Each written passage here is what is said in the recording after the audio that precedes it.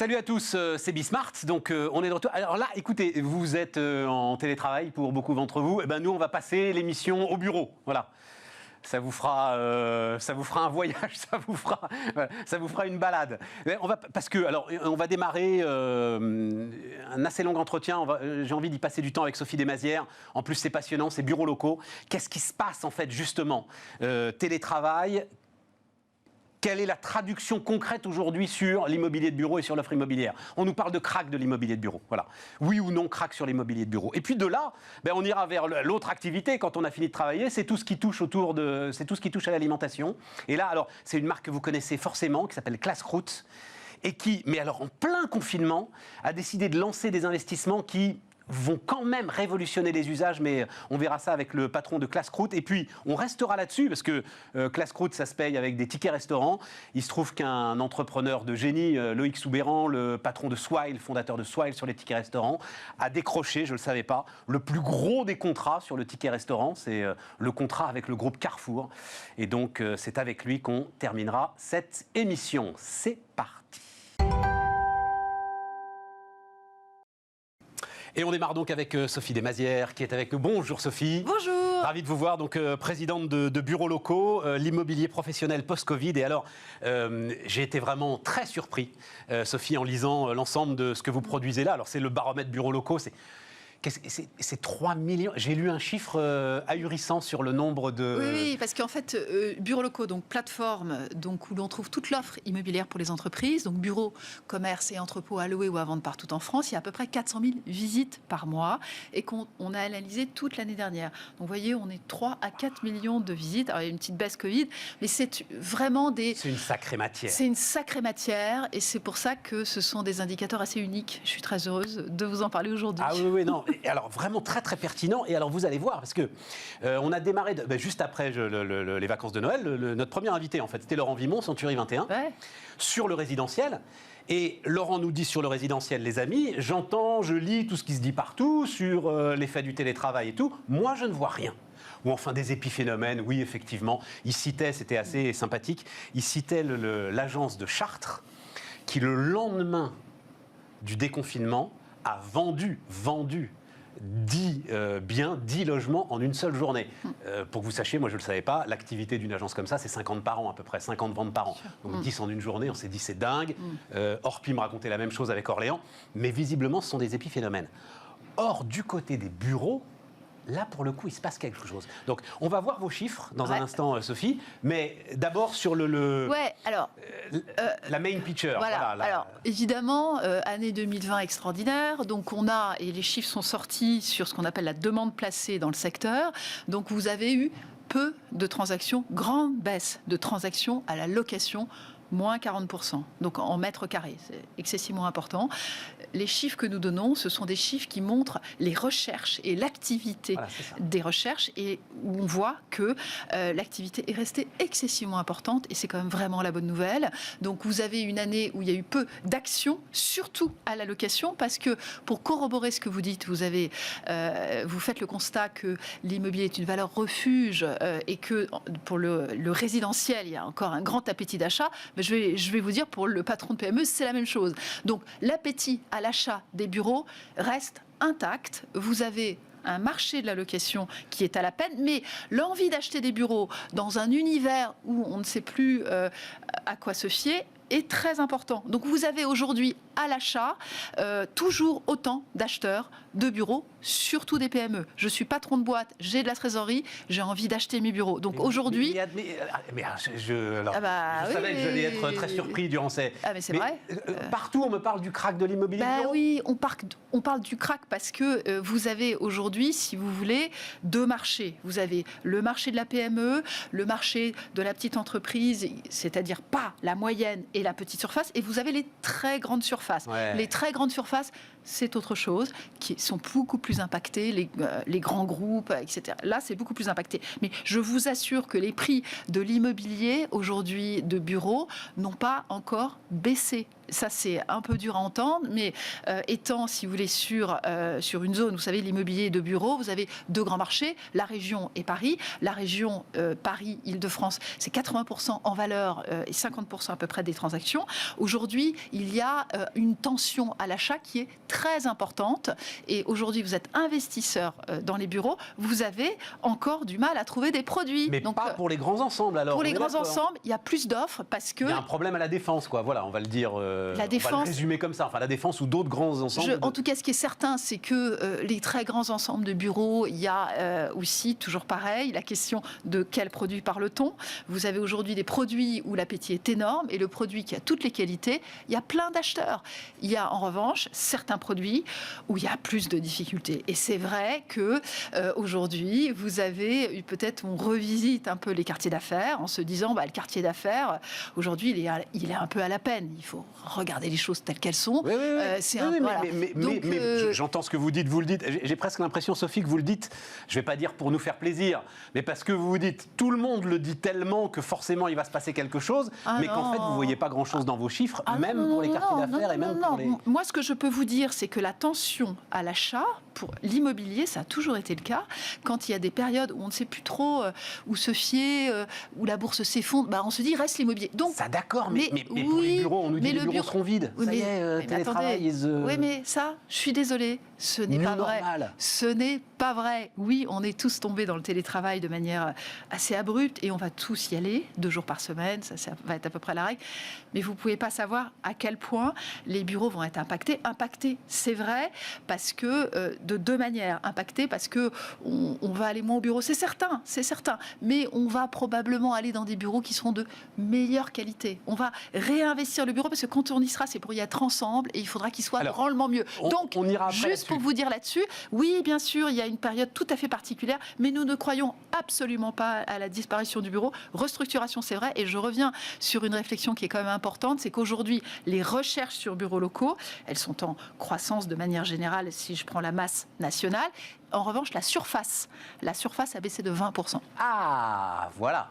La surface. Parce que finalement, la naissance de toute cette discussion, c'est la décision radicale et très spectaculaire de PSA. Donc, vous la connaissez tous, je pense. PSA avait 3 grands sièges tertiaires en région parisienne. Il ne faut pas que je dise de bêtises. Rueil, Poissy et Vélizy. Voilà. Et ils en ont fermé un des 3. Je crois que c'est Rueil. Oui, je crois que c'est Rueil. Et donc, on se dit, si c'est 33% des sièges de l'ensemble des grandes entreprises qui est fermé, oui, il va y avoir un crack sur l'immobilier de bureau. Mais... Non, ce que je vous dis, c'est qu'on n'en est pas là. Voilà. On n'en est absolument pas là. Ce qui est certain, c'est que quand l'économie va mal, le bâtiment va mal, et il y a une question, on loge des gens qui bossent. Donc, quand il y en a moins, forcément, il y a un impact surtout sur les grands sièges. Mais profondément, aujourd'hui, est-ce que l'immobilier de bureau, demain, je ne vais plus aller au bureau ? Vraiment, ce n'est pas vrai. Vraiment, ce n'est pas vrai. Nous n'y croyons absolument pas et c'est pas ce que nous voyons aujourd'hui. Mais on va repenser le bureau. Il va y avoir du mouvement, il va y avoir de la transaction. On va regarder vos chiffres sur l'Île-de-France. Ouais. Alors quelques chiffres, je les ai sortis évidemment de vos présentations. On va voir ça. Et ensuite on verra. Donc c'est quoi ces mouvements ? Donc là, on est sur l'ouest de Paris, c'est ça, je ne dis pas de bêtises. Absolument. Voilà. Alors ça, c'est un extrait des recherches du bureau. C'est les 5 villes qui ont le plus progressé en volume de recherche. Exactement. Sur bureaux locaux.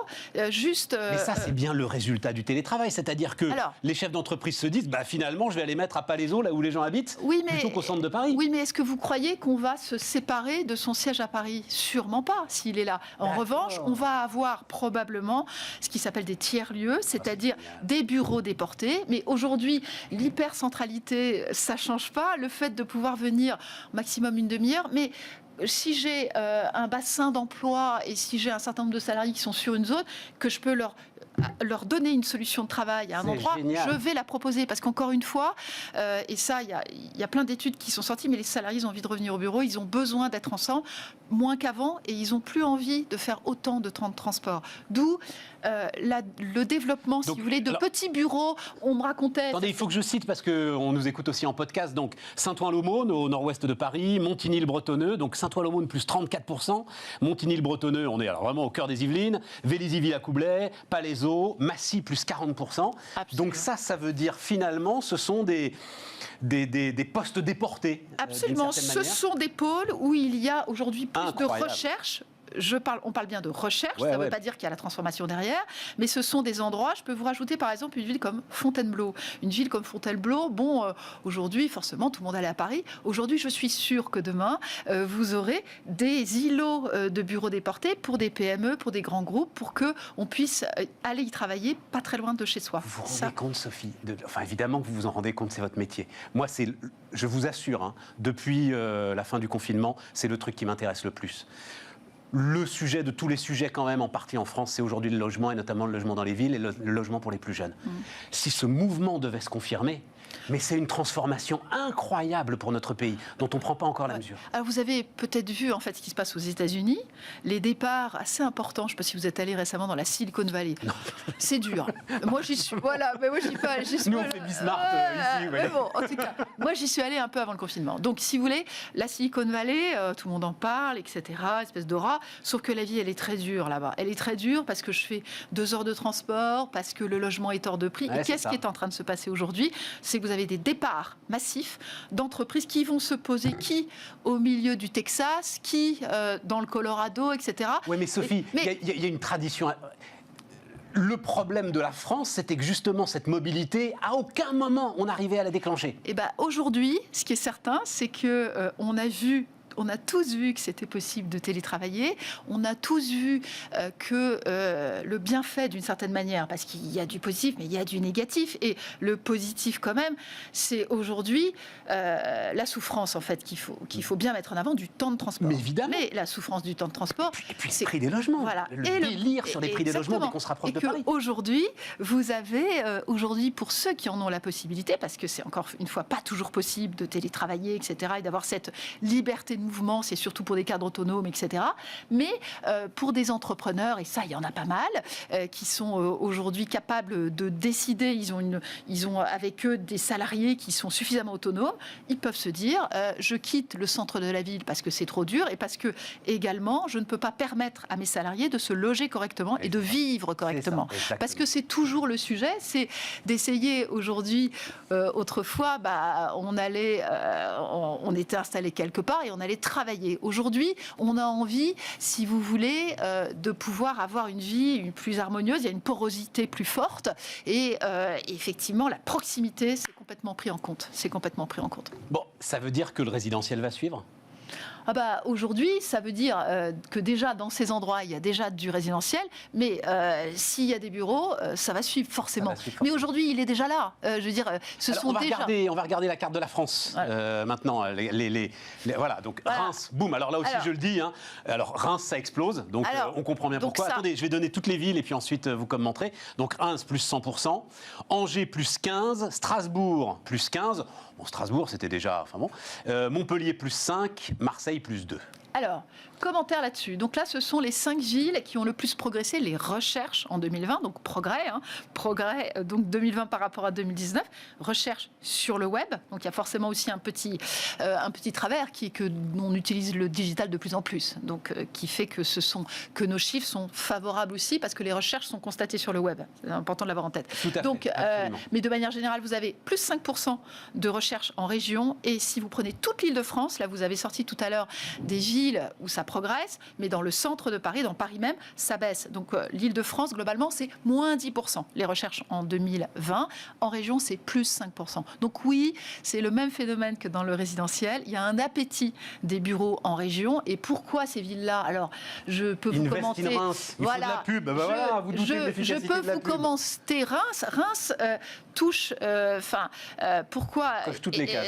Coche plutôt que coche des cases qui sont celles dont on on a besoin pour implanter une entreprise, qui est la connectivité à Paris, 45 à 50 minutes, qui est le bassin d'emploi et puis la qualification des hommes. Par exemple, le campus de Sciences Po, l'un des grands campus de Sciences Po est à Reims. Donc Reims a imposé, si vous voulez, c'est un vrai pôle universitaire.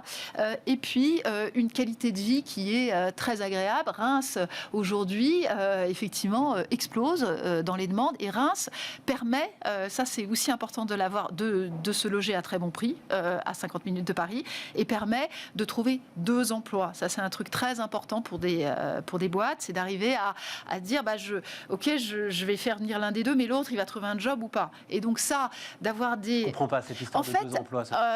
Quand vous avez un ménage qui est installé quelque part, s'il y a la possibilité de trouver un emploi pour l'un et que l'autre n'a absolument pas la possibilité, c'est vraiment problématique. Ouais, Reims permet que l'un des deux bosse sur place et que l'autre commute éventuellement à Paris. Donc ça c'est très très important, parce que de dire, c'est ça le truc. mais c'est très important. Le fait d'être 2 à pouvoir trouver un job, si super, je pars, je sais pas, j'ai une offre formidable à Clermont-Ferrand, c'est formidable, mais le deuxième c'est pas évident qu'il puisse trouver quelque chose. Donc c'est pour ça que le double emploi, enfin vous voyez, c'est un peu. Je souris parce que je l'ai vécu sur un de mes proches de manière très précise sur la ville de Clermont-Ferrand. Donc c'est effectivement compliqué. C'est très important. Donc d'arriver à être 2, à se dire tiens, j'y vais parce que je vais pouvoir trouver une solution. Je l'ai peut-être pas tout de suite, mais j'ai la solution parisienne. Et Reims, par exemple, a accueilli pas mal de back-office de boîtes qui se sont installées là-bas très récemment. Mais parce que, alors après, dans les tailles des villes, parce que Strasbourg, Marseille, Montpellier, ce sont déjà des grandes villes. Donc, oui, ce sont des villes. Angers, là aussi, on est sur cette même dynamique que vous Angers, exactement. Angers, c'est une ville qui est très bien reliée à Paris. Donc, je ne vais pas vous dire de bêtises, je crois que c'est 2 heures ou peut-être un petit peu moins que ça. Et Angers a, si vous voulez, comme particularité d'avoir un pouvoir d'achat immobilier qui est très bon, parce qu'il y a l'autre sujet du logement. Ce sujet du logement, il est considérable. C'est-à-dire que si je me loge très agréablement pour le tiers du prix à Angers et que mon salaire est peut-être 30% inférieur, pourquoi pas Angers, quoi. Donc Angers, c'est une ville qui marche bien, c'est une ville, de toute façon, l'ouest de la France, de manière générale, et on pourrait faire le commentaire pour Nantes, on pourrait faire le commentaire pour Rennes, ce sont des villes qui sont en excellente forme et qui, aujourd'hui, ont un bel avenir devant elles. Mais c'est très important ce que vous dites sur ce... Alors ça, c'est... D'ailleurs, je le dis comme ça d'un mot, c'est un débat entre économistes. Moi, ça m'étonne, mais je respecte quand même les gens qui travaillent. Donc, pour moi, c'est une telle évidence. Le poids de l'immobilier sur la compétitivité de l'économie française. Absolument. Le lien entre le prix de l'immobilier en France, autour des grandes villes, et la pression sur les salaires. Et c'est un élément qui revient assez régulièrement. En gros, les chefs d'entreprise, quand ça va bien, ont tendance à trop augmenter les salaires. Au regard de quoi? Au regard des gains de productivité. Bon, mais pourquoi? Parce qu'il y a une très grosse pression de leurs salariés, parce qu'il y a ce prix des logements qui, aujourd'hui, rend les choses très, très complexes. Vous vous rendez compte, quand on tire ce fil et qu'on dit qu'on arrive à faire baisser la pression immobilière, qu'on redonne de la compétitivité aux entreprises, enfin... Très franchement, ça donne le vertige, ce sujet. Tout à fait d'accord. C'est passionnant. Et si vous voulez, là-dessus, alors, certains disent, oui, mais tout ça, c'est un épiphénomène, etc. On n'est pas à la décentralisation.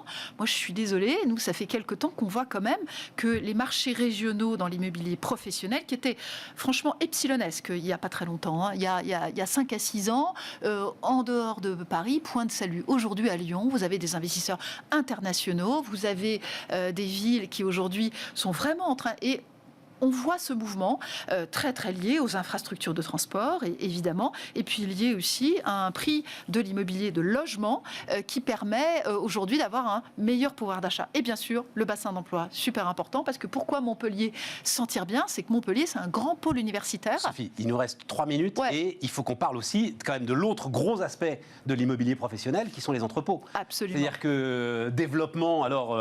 et on parlera du commerce digital. Un autre jour, si vous voulez. Voilà. Oui.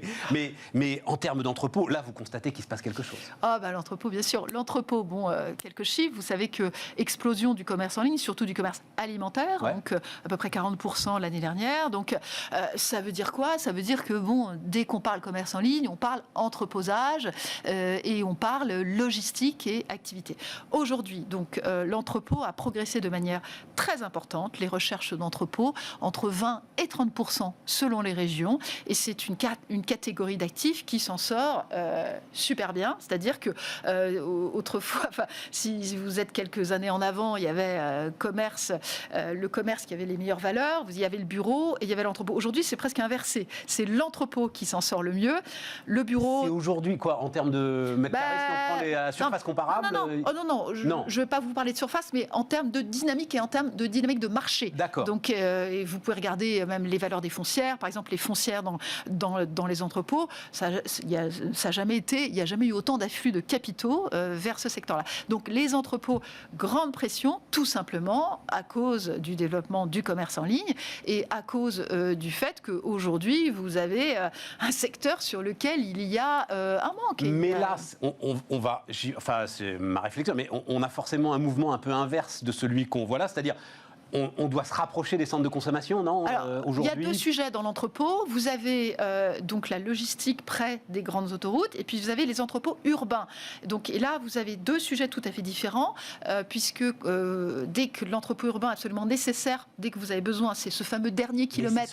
C'est celui-là qui est difficile. Ouais. Les grands entrepôts logistiques, en fait, il y a pas mal d'offres, etc. Il y a une grosse demande, mais je vais vous dire, il y a l'espace. Dès qu'il y a moins d'espace aujourd'hui, et que vous rapprochez de la ville, il y a des solutions à trouver. Et aujourd'hui, vous savez qu'on est sur des entrepôts à étages, sur une mixité d'usages. Dans le quartier, par exemple, de La Chapelle, vous avez un ensemble autour, ça s'appelle La Chapelle Internationale. Vous avez de la logistique, du train, des bureaux, des salles de sport, des espèces d'usages mixtes pour se rapprocher de la ville. Et ça, c'est stratégique. Et ces entrepôts urbains, ces locaux d'activité qui combinent du bureau et de l'entrepôt, la demande, elle est énorme. Et l'espace, aujourd'hui, est contraint.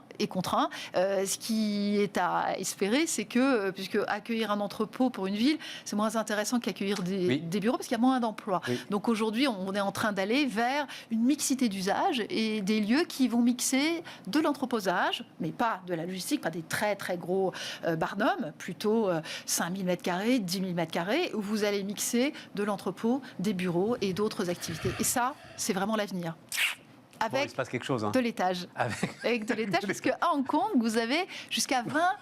Là, vous avez des entrepôts qui font une vingtaine d'étages. Oui, mais à Hong Kong... Il n'y a pas de place. Oui, ils sont un peu plus contraints que nous en termes d'espace. Mais en Ile-de-France, c'est vraiment le sujet. En Paris, c'est le sujet de la logistique. Voilà, c'est le sujet de la logistique, mais ça, encore une fois, ça dépend où. Absolument. Mais quand vous êtes à proximité de Paris, la demande, elle est énorme. Gennevilliers, Montreuil, tous ces coins-là. Sophie, il faut qu'on s'arrête.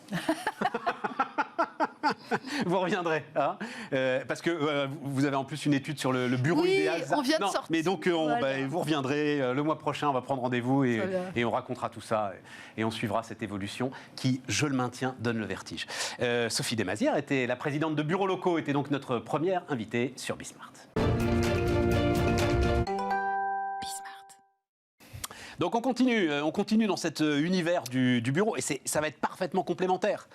Sébastien Chapalin donc, est avec nous. Sébastien, donc on vient de passer là 20 minutes à voir un peu le marché de l'immobilier de bureau. Il se passe des choses, voilà, fondamentalement. Et vous, alors, marque qu'on connaît très très bien, Classcroute, vous constatez aussi qu'il se passe des choses. Donc alors, parce que pour le coup, c'est un chiffre que je n'ai pas. Vous allez nous le donner. Moi, j'aime bien, de toute façon, avoir les infos comme ça. Donc, Classcroute, entre ce qui se vend en restaurant et ce qui se vend en entreprise, c'est quoi le... C'est 50% en restaurant et 50% dans l'entreprise. Ah, donc c'est un très bon équilibre. Ouais, c'est un très bon équilibre. Mais en entreprise, vous avez un problème. En entreprise, on a un problème quand les salariés ne sont plus là parce qu'il y a le Covid, en effet. Parce qu'il y a le Covid, et même vous voyez plus loin, vous voyez au-delà du Covid, dans ce qu'on va raconter là, en termes de e-cantine, frigo connecté, etc. et tout, ça veut dire que vous prenez acte qu'il il va se passer quelque chose du côté du télétravail. Alors, il va se passer quelque chose du côté du travail. Maintenant, moi, j'ai une chance inouïe, c'est que je travaille exclusivement en zone d'activité et en quartier d'affaires. Or, dans les zones d'activité, il y a quoi? Il y a des entreprises, des petites, des TPE, PME, qui ne pratiquent pas forcément, elles, le télétravail. Et il y a des petites industries qui ne travaillent pas aussi, qui ne font pas aussi forcément du télétravail. Et donc ça, c'est une chance pour moi. Donc je continue à nourrir. Et puis après, j'ai une autre chance inouïe, c'est que beaucoup de restaurants sont fermés aujourd'hui et ces salariés-là découvrent la livraison. Et la livraison, aujourd'hui, moi, c'est un métier que je pratique depuis plus de 35 ans. Donc je livre ces salariés qui jusqu'à présent se rendaient au restaurant inter-entreprise ou au restaurant entreprise. Ouais.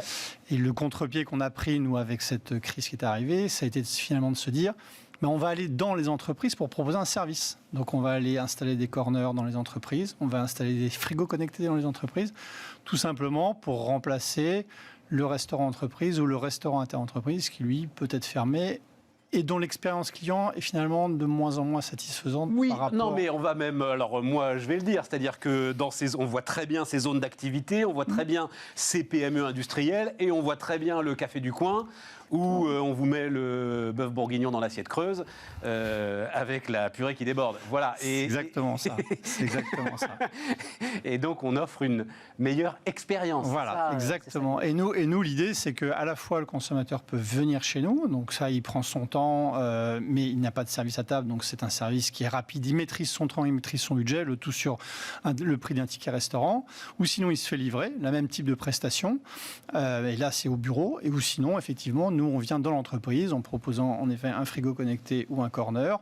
Et du coup, on humanise un petit peu l'expérience. Et ce virage stratégique, oui, on peut presque on peut en parler. Absolument. C'est pendant le confinement, c'était quelque chose que vous aviez en tête? Alors, c'est quelque chose qu'on avait en tête, mais effectivement, le confinement a accéléré le phénomène, tout simplement parce qu'on a répondu à un besoin qui était ceux des entreprises qui disaient « Ok, le jour où on va être déconfiné, comment on va faire pour nourrir les salariés ?» Et donc, du coup, on a créé cette offre. Et parallèlement à ça, on s'est doté d'une force commerciale dont l'objectif aujourd'hui est de démarcher les entreprises pour leur proposer notre offre. Et donc, c'est quelque chose que nous n'avions pas jusqu'à présent. Et donc, ça a été quoi? Recrutement pendant à la sortie du premier confinement? Non, on a lancé dès le mois de mai, on a lancé toutes ces initiatives-là. L'idée, c'était en juin, on lance, et en septembre, on était prêts, quoi. Ce qui était, c'est un sacré acte de courage, parce qu'à ce moment-là, je ne sais pas, alors l'un de vos concurrents, oui, quand même concurrents, Sodexo par exemple, ils n'étaient pas du tout dans cette optique. Non, alors de conquête, de dynamisme. Finalement, ils s'en sortent bien d'ailleurs. Hein. Ils ont publié leurs chiffres hier et ils limitent la casse. Et pour le coup, c'est très très spectaculaire. Ouais. Mais non, nous, on a l'avantage d'être tout petit. Oui, donc à ce titre-là, on va très vite. Et donc ça, c'est une de nos forces. Et aussi, nous connaissons nos clients depuis une trentaine d'années. Nous, on a démarré ce métier il y a 30 ans. Hein. Donc il y a 30 ans, la livraison en entreprise, c'était quelque chose qui n'existait pas. Enfin, on a complètement inventé ce marché. On le fait dans toutes les villes, de toutes petites, que ce soit à Pau ou à Lorient, ou les plus grandes, Lyon, Toulouse ou Nantes. Ouais. Et ça, c'est vrai que c'est une de nos forces, c'est qu'on sait faire ça dans tout type de ville, tout type de format d'entreprise. Et l'objectif que l'on a, c'est effectivement de développer. Vous êtes tout petit, je vois 140 restaurants. Oui. Oui, c'est par rapport à Sodexo, oui, c'est plus petit, sûr, on est d'accord. À chaque fois, ça me sidère. Le 9e employeur privé au monde, Sodexo. 9e. Absolument. Ouais. Parce que c'est le 9e employeur privé. On n'en est pas encore là. Et c'est quel chiffre d'affaires 70 millions d'euros. 70 millions. Ouais. 70 millions. Mais ce que je veux dire, c'est que investir sur des embauches et sur des recrutements au mois d'avril, au mois de mai. Il fallait se lancer, on savait qu'il y avait un besoin et on s'est dit ok, on va jouer la carte à fond. Donc on a joué cette carte à fond, c'est en train de nous servir puisqu'aujourd'hui par rapport au ratio aujourd'hui de croissance de mes confrères, on est plutôt mieux. Nous on travaille à la différence de la restauration au sens large, c'est-à-dire qu'aujourd'hui nous on reste ouvert en livraison, on est ouvert en surplace, on sert les entreprises qui commencent à déconfiner leurs salariés et chaque jour qui passe, on voit des progressions. Et juste un mot parce que ça m'intéresse aussi beaucoup la franchise. Donc, vous avez un modèle de franchisé? Oui, absolument. Mais justement, comment ça se passe? C'est les franchisés qui... Parce que la logistique, elle est beaucoup plus centralisée, c'est pas... Alors aujourd'hui, les franchisés exploitent des territoires qu'on leur concède à l'intérieur avec l'ensemble de nos concepts. C'est-à-dire qu'ils ont une ville et puis ils exploitent l'intégralité de la ville avec les concepts qu'on leur propose. Et ça veut dire qu'ils ont été tous d'accord parce que j'imagine que les recrutements, ils ont été locaux pour des démarchages locaux donc... Non, alors aujourd'hui, la force de commercial, elle est centrale. Les concepts, ils ont été pondus au niveau de l'entreprise et après on est en train de le décliner région par région et ville par ville avec nos franchisés. Un modèle intéressant. Oui, c'est un modèle qui est très intéressant parce que finalement le franchisé connaît très très bien sa zone de chalandise. Quand nous, vu de notre siège social, c'est moins évident de connaître la clientèle de Pau ou de Lorient. Mais vous portez les risques commerciaux. Nous, on porte les risques commerciaux. Quand il y a un changement stratégique. Absolument. Parce que le franchisé a toujours du mal à faire et on comprend. Absolument. Et lui, le franchisé, il exploite le point de vente, il exploite l'ensemble de la cuisine, l'ensemble des canaux de distribution locale et la relation avec l'entreprise. Alors, donc on a parlé de frigo connecté, mais alors c'est quoi Alors le frigo connecté, oui, on est très fiers de cette initiative. L'idée tout simplement, c'était de dire pour les entreprises qui ont des salariés qui travaillent en horaire décalé, qui veulent effectivement assurer leur pause déjeuner et ne pas s'en soucier quand ils sont partis dans une réunion, il faut qu'ils puissent avoir accès à un repas facilement, le tout avec des produits frais. Et donc on met à disposition un frigo dans une entreprise dans lequel le salarié, grâce à un moyen de paiement, ouvre le frigo, se sert de son produit et puis après peut déjeuner quand il veut. Le produit sur le produit, parce que j'ai regardé ça, je me dis mais on va le vider le frigo. Non, il y a une puce RFID. Exactement. Alors, il y a une puce RFID qui identifie en fait ce qui rentre et ce qui sort. Et l'idée après, c'est que c'est débité automatiquement, donc et le tout en complet digital, donc avec un paiement et puis voilà. Donc ça c'est la première étape. Je rêve de ça dans les magasins de centre-ville. Ah on y pense. Ça veut dire que c'est possible. C'est possible, absolument. C'est possible. Ça fonctionne très bien et les retours clients sont excellents, en fait. Parce que ça correspond à un vrai besoin de la part des clients. Parce qu'effectivement, quand je travaille, je veux pouvoir maîtriser mon temps de déjeuner.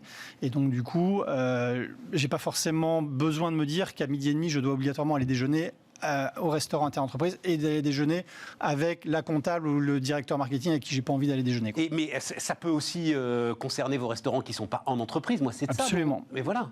L'idée, en fait, c'est d'arriver à les mettre dans les entreprises, c'est de les mettre aussi dans nos propres restaurants pour faire des formes de coupe-fil, et ainsi de suite. Donc, le champ des possibles est très important. Mais vous n'avez même pas besoin de coupe-fil, parce qu'en fait, c'est la supérette Amazon que vous Absolument. nous faites. Si j'ai mon badge, je rentre, je sors, il y a la puce RFID. Ça serait l'idée. Alors ça, on va le tester. Sébastien, je suis prêt à payer ça une fortune. Eh bien, écoutez, on va s'en reparler alors, Stéphane, avec grand plaisir. Non, mais très sérieusement. Oui. Oui, non, mais ça ouvre un champ de possibles qui est très important. Alors, sidéral, parce que franchement, la queue... La queue, c'est insupportable. Voilà. Et là où il ne faut pas effectivement se tromper, c'est sur la qualité du produit et l'expérience que l'on a proposée. Malheureusement, on est dans le monde de l'entreprise, donc le champ des possibles en matière de paiement est très complexe. Vous avez parlé tout à l'heure des tickets restaurants, mais il y a les tickets restaurants de première génération, deuxième, troisième, et ainsi de suite.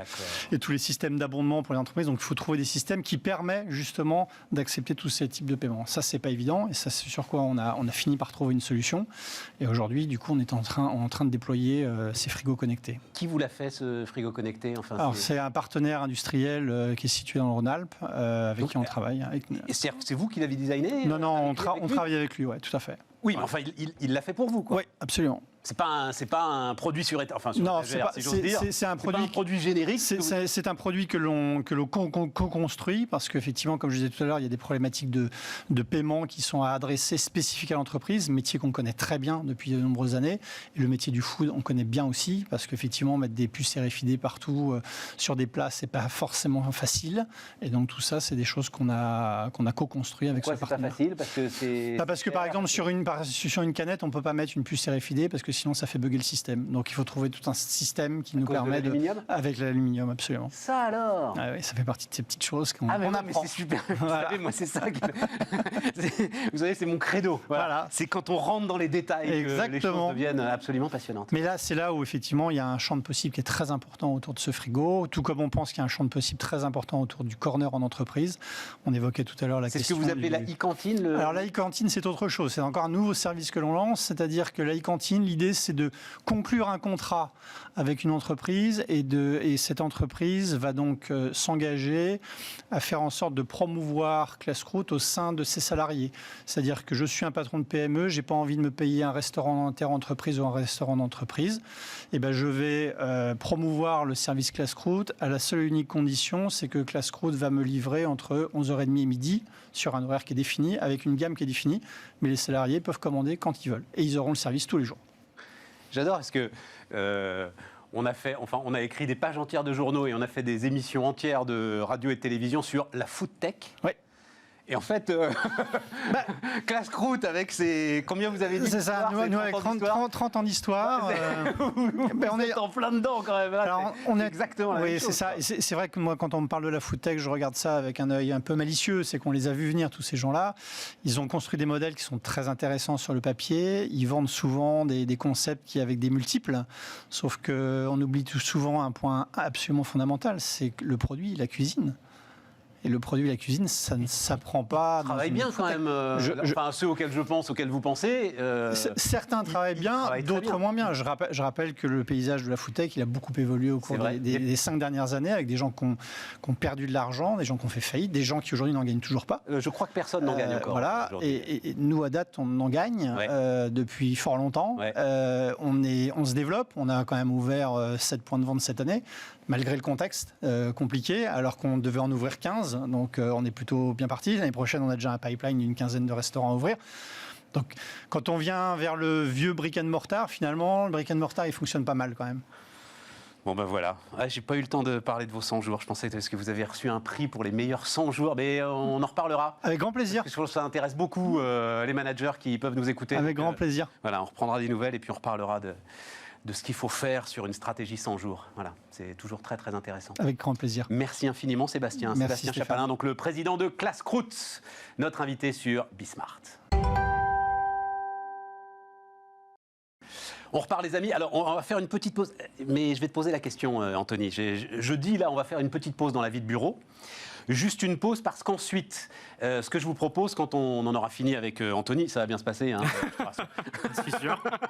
Quand on aura fini avec Anthony, je vais vous proposer de réécouter alors, une interview qu'on avait faite bien avant les vacances de Loïc Soubeyran, le fondateur de Swile. Je ne sais pas si tu connais Loïc Soubeyran. Pas personnellement, mais bien sûr. C'est une icône de l'entrepreneuriat. Oui, hein, oui, voilà. C'est sûr. Ça fait partie. Alors, tiens, je le dis juste d'un mot parce qu'on a un tout petit peu de temps.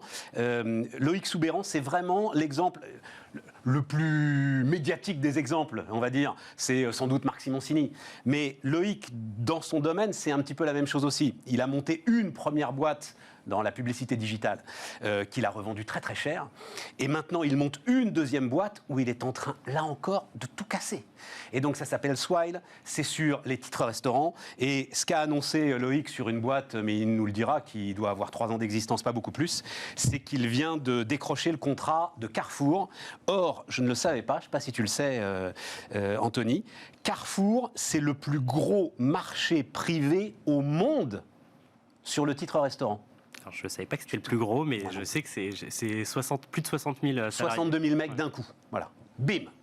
Et c'est très intéressant parce qu'il est arrivé sur ce marché du titre restaurant où tu te dis, putain, il y a 3-4 gros acteurs, en plus ils ont bien tout verrouillé avec des instruments réglementaires, etc. Et tout. Et donc, comment est-ce que tu vas faire ta place? Et puis voilà, le talent de l'entrepreneur et l'expérience client, ce qui va nous amener à Shared et à Anthony Amouyal. Donc voilà, on vous donnera ça après cette interview avec Anthony. Mais justement, Anthony, alors, toi, tu fais l'appli des familles. Oui. On va raconter ce que c'est, mais est-ce que ça a un lien aussi avec le monde du travail, puisqu'on est dans cette émission totalement immergée dans l'immobilier de bureau et dans le monde du travail? Ça a évidemment un lien avec le monde du travail, parce qu'on ne peut pas distinguer le bien-être au travail du bien-être personnel, et la façon dont on s'organise dans notre vie de famille et la façon dont le monde du travail prend en compte nos problématiques personnelles au quotidien sont évidemment étroitement liées. Ouais, c'est ça. Et donc, forcément, aujourd'hui, on agit pour les familles, mais très rapidement, on va proposer des offres aux entreprises. Alors, raconte-moi, Shared, comment est-ce que tu le décris et comment est-ce que tu le racontes? Shared, c'est l'application des parents, c'est l'application qui leur permet de s'organiser plus sereinement au quotidien. L'objectif, c'est quoi? C'est un outil anti-charge mentale qui permet de centraliser toute l'organisation du quotidien pour libérer du temps de qualité pour ceux qui comptent. On a commencé il y a 4 ans maintenant avec une première application qui s'appelait Coûte, qui était destinée aux parents séparés. Pourquoi? Parce que c'est peut-être chez les parents séparés que ce besoin s'exprime avec le plus de force, avec les problématiques de planning de garde, avec les problématiques de répartition des finances. Et donc, on a travaillé pendant 2 ans avec les parents qui étaient nos utilisateurs pour améliorer la solution jusqu'à avoir quelque chose dont on est très fier et qu'on est fier de pouvoir offrir aujourd'hui à tous les parents dans tous les schémas familiaux. Donc ceux qui préparent la séparation, en fait. Ben, pas forcément. Ceux qui veulent éviter la séparation aussi. Avant le divorce, vous commencez à télécharger Shared. Mais on peut peut-être l'éviter avec une bonne organisation. Vous chez vous, voilà, et puis ensuite c'est ça. On voit comment ça marche. Et alors, tu as dit donc une sorte d'agenda familial, mais aussi gestion de finances. Et aussi gestion du budget, tout à fait. C'est aussi les to-do list, ce sont les listes de courses. Non, mais restons sur gestion de finances. Est-ce qu'on est là aussi sur, à chaque fois que je reçois un jeune entrepreneur, là, je me rends compte du potentiel de cette directive qui oblige les banques à libérer en fait l'accès au compte bancaire si jamais moi je veux que mon accès à mon compte. C'est la DSP2. Et toi aussi tu es appuyé sur cette DSP2. Alors aujourd'hui non, parce qu'aujourd'hui on est sur du déclaratif et l'enjeu pour nous c'est de faire simple. C'est-à-dire qu'on est vraiment dans cette logique de l'organisation du quotidien, c'est quoi ? C'est partager la gestion des activités des enfants, la gestion des sorties scolaires, etc. C'est la gestion du budget, du foyer. Qui dépense quoi ? Quel est le budget ? Quelles sont les charges fixes, etc. Donc pour le moment, on est sur cette logique-là. Demain, avec la connaissance des usages qui sont faits dans l'application, on peut évidemment proposer quelque chose de customisé par rapport aux besoins des familles sur un compte joint, par exemple. Voire même, on peut imaginer un compte joint des parents séparés. Ou on pourrait imaginer aller chercher directement sur les deux comptes en fonction de la répartition. Dis donc, ça devient chaud, ça, un compte joint des parents séparés, c'est-à-dire ce serait le budget enfant, quoi, d'une certaine manière. C'est-à-dire qu'aujourd'hui, des parents séparés s'entendent en disant, pour tel type de dépenses, on fait 60-40, par exemple. Ouais. Plutôt que d'avoir un compte joint, certains parents séparés conservent un compte joint pour pouvoir gérer les dépenses liées aux enfants. Ouais. On pourrait très bien imaginer que finalement, la dépense est automatiquement prélevée à 60% sur un compte et 40% sur un autre compte. Ah, c'est malin, ça. Donc ce sont des choses qu'on va adresser dans les prochains mois. Là, tu es en train d'en dire trop, non ? Un peu trop. Je vois ça. Mais on est très content de le dire. Et ces associés qui vont dire mais non, mais ça, on ne devait pas en parler. Non, mais c'est super intéressant. Mais évidemment. Parce que ça veut dire, la façon dont tu le décris, moi, c'est ça qui m'a intéressé. Là. La façon dont tu le décris, on se dit. Bon, bof, oui, d'accord, finalement, s'il s'agit de faire un agenda sur lequel on rentre, il y en a des tas, des agendas partagés. Enfin, Google fait un agenda partagé, c'est pas un problème. Mais Google s'est jamais intéressé aux parents, et c'est ça qui est intéressant. En fait, vous mettez le doigt sur quelque chose. Les parents séparés, aujourd'hui, ils savent faire un planning de garde sur Excel. Est-ce que Excel est fait pour gérer un planning de garde ? Non. Et c'est quoi la différence, alors ? Entre le planning de garde Shared et le planning de garde Excel ? Mais c'est qu'Excel n'est pas fait pour ça, alors que Shared est designé pour ça. On vous permet de gérer votre planning de garde facilement, mais on va vous permettre de gérer des échanges de garde, des transitions de garde pour savoir que l'enfant, il faut qu'il soit récupéré à telle heure, dans tel lieu. Vous avez une fonction SOS remplacement parce que vous ne pouvez pas aller chercher votre enfant au dernier moment. Hop, vous pouvez prévenir les grands-parents et tout le monde est toujours au bon niveau d'information. Quelle histoire ! Et c'est ça qui est bien. Il y a un bouton rouge. Exactement. Sur chaque événement. Et en fait, ce sont ces petites choses qui rendent la vie plus simple. Ah non, mais plus simple, parce que alors, le bouton rouge, la crèche, on l'a tous vécu, quoi, quand même. Hein, évidemment. Je sais pas si c'est vrai. On va l'emmener aux gendarmes la prochaine fois. Non, mais c'est comme ça qu'on se rend la vie plus simple, en fait. C'est à travers des petites choses, mais l'outil est pensé pour les familles. Bon, alors on est parti du besoin. Le vrai sujet, qui paye ? Comment est-ce que Anthony Amouyal et ses sociétés et ses associés vont devenir multimillionnaires avec cette histoire-là ? Déjà, je nous le souhaite. Aujourd'hui, ce sont les parents qui décident de prendre un abonnement premium pour débloquer certaines fonctionnalités premium qui payent. Donc c'est un abonnement de 4,49 € par mois. Et ça peut être quoi les fonctionnalités premium par rapport à ce que tu nous as décrit là ? Par exemple, ce que tu nous disais sur les comptes joints là, ou des choses comme ça peut être... Ça, ce sera du premium. Sur de l'agenda, ça va être une gestion plus forte des plannings. Ça va être la possibilité d'avoir de l'illimité sur le nombre d'événements, etc. Il y a toujours cette notion de limite. Puis il y a aussi une notion de stockage. Parce qu'au-delà de la partie organisationnelle, dans une famille, on ne fait pas que s'organiser, on partage aussi de bons moments, des photos, etc. Et en fait, vous avez tout cet aspect-là de réseau social, j'aime pas trop ce terme, mais de réseau social de la famille. En tous les cas, ça évoque forcément la bonne chose. Ça s'appelle WhatsApp aujourd'hui, le réseau social de la famille. Sauf qu'un WhatsApp, aujourd'hui, vous avez 6 groupes différents, parce que vous avez le groupe avec vos parents, le groupe avec vos frères et sœurs, le groupe où il y a les parents et les frères et sœurs. Et en fait, là, nous, ce qu'on se dit, c'est non, on fait un fil d'actualité avec votre famille, vous gérez la visibilité de ce que vous voulez, et les gens qui doivent voir ce que vous postez le verront. Et l'autre intérêt, c'est que, et là Facebook l'a annoncé il n'y a pas très longtemps, les conditions générales de WhatsApp sont en train d'évoluer avec les problématiques de propriété privée. Nous, tout ce qui est dans l'application appartient à nos utilisateurs. On ne l'exploite pas, on ne le revend pas, on ne le partage pas. Et ça, c'est un point fondamental. Et à aucun moment tu le feras, parce qu'à un moment dans ce que tu nous décrivais, on voit bien le truc, gestion notamment des activités loisirs et des activités sportives des gamins. Et on te voit bien à un moment pour le gamin qui va au tennis tous les mercredis, nous proposer l'abonnement qui va bien, la raquette qui va bien, la paire de tennis qui va bien. C'est pas la direction qu'on a envie de suivre. La direction qu'on a envie de suivre, c'est d'avoir le meilleur outil au service des familles. On proposera peut-être des services partenaires, mais les services partenaires n'auront pas accès à notre base de données. On proposera, nous, à chaque fois, un seul partenaire, parce que notre enjeu, notre vision, c'est pas de devenir une marketplace. C'est ça. C'est super intéressant dans ta démarche, parce que ça veut dire, moi, mon application, elle a de la valeur. Exactement. Et ce qu'on veut, c'est développer nos propres contenus à destination des parents et leur permettre de consommer ce contenu de qualité. Et aujourd'hui, on investit là-dedans, avec des personnes qui sont capables de proposer, de produire en interne du contenu de qualité, qu'on ira également porter en entreprise. Et à terme, ce qu'on souhaite faire, et ça va arriver très prochainement, c'est proposer un passeport parentalité aux entreprises. Passeport parentalité, attends, il faut que tu me racontes ce que c'est. Évidemment, parce que si d'un côté, on a les parents qu'on aide à s'organiser pour avoir un quotidien plus serein, d'un autre côté, on va pouvoir aussi agir sur l'équilibre vie pro, vie perso, et proposer aux entreprises finalement de payer cette application pour leurs salariés. L'avantage étant un avantage très concret pour les salariés dans leur organisation personnelle, mais les entreprises, quand elles veulent s'investir sur le champ de la parentalité aujourd'hui, finalement le spectre est assez étroit. Elles investissent généralement sur la période de l'arrivée de l'enfant. Ouais, ce sont des places de crèche, Mais la parentalité en entreprise, c'est beaucoup plus que ça.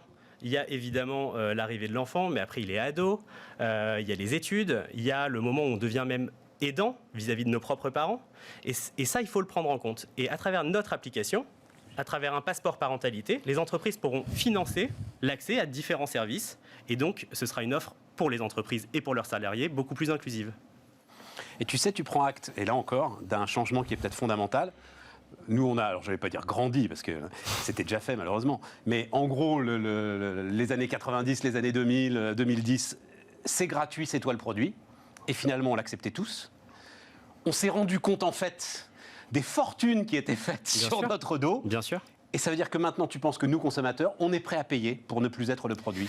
Mais on sait exactement ce qu'on paye. C'est le pari que je fais, mais je vais vous dire, ça vient d'un constat très simple et c'est finalement pas tant de business que ça, c'est assez personnel. À titre perso, moi, j'en ai un peu marre qu'on utilise mes données sans que je sache à qui elles sont revendues et dans quelles conditions.